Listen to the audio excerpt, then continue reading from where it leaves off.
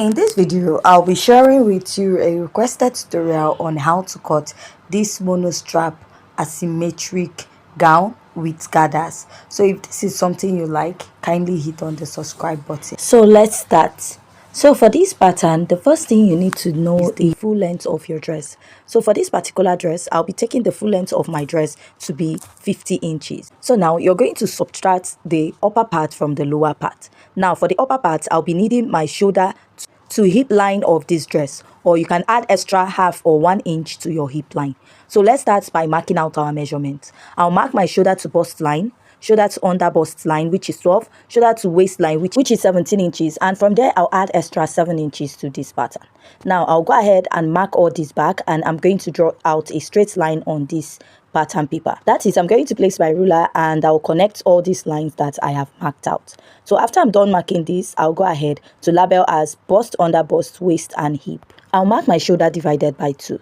Now I'll come down by 1 inch, and after that I'm going to mark my basic neckline of 3 inches. Now I'll place my ruler and connect. The next step is to find your chest line, which is your bust circumference divided by 6 plus 1.5 inches. Mine gave me 7 inches. I made a point there and I'm going to draw out a straight line. So that line will serve as our chest line or armhole line. Go ahead to mark your shoulder divided by 2 there.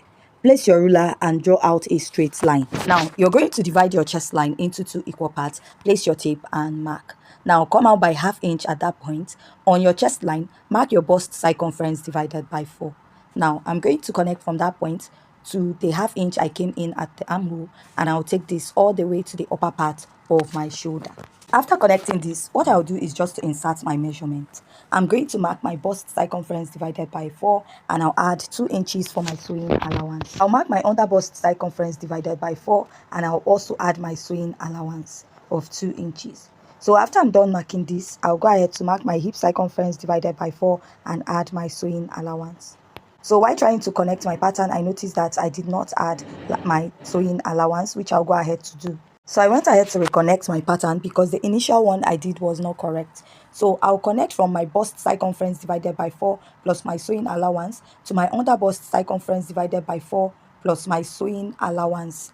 And I'll now connect it back to my waist circumference divided by 4 plus my sewing allowance, and down to my hip circumference divided by 4 plus my sewing allowance. Now I went ahead to add extra ½ inch after my hip measurement.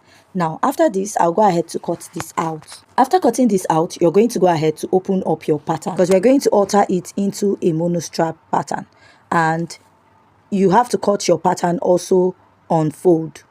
Now I'll go ahead and fold my pattern